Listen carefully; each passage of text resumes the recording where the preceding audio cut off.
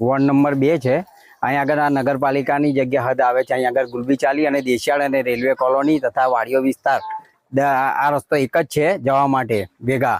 અને અહીં આગળ ઘણા સમયથી પાણી ઉભરાય છે, એનો કોઈ નિરાકરણ લાવતું નથી। 2-3 વાર રજૂઆત કરી છે અને આ ગુલબીચાલીના ટાંકે આ લોકો આજુબાજુના અમારા ઘરો આવેલા છે। અહીંથી કોઈ બી વાહન જાય એટલે સીધું પાણી ઘરોની અંદર આવે છે અને બાળકોને બધાને આ જ રસ્તો છે, બીજો કોઈ રસ્તો છે નથી જવા માટે। વારંવાર રજૂઆત કરી છે, બિરન સાને બી રજૂઆત કરેલી છે, છતાં બી કોઈ નિરાકરણ લાવે। ગાડીઓ અહીં મોકલે છે, નગરપાલિકાની આવે છે અને ખાલી ટ્રેક્ટર ઊભું રાખીને કુંડી ખોલીને જતું રહે છે, પણ સફાઈનો કોઈ ઇલાજ કરતો નહીં। આજે દરેક વ્યક્તિ બીમાર થાય છે। અહીંથી વડીલો હોય કે બાળકો સ્કૂલે જતા હોય તો આટલા પાણીમાં પડીને જવું પડે છે। વરસાદ તો કાનો બંધ થઈ ગયો, પણ 4-5 મહિનાથી આ પરિસ્થિતિ છે।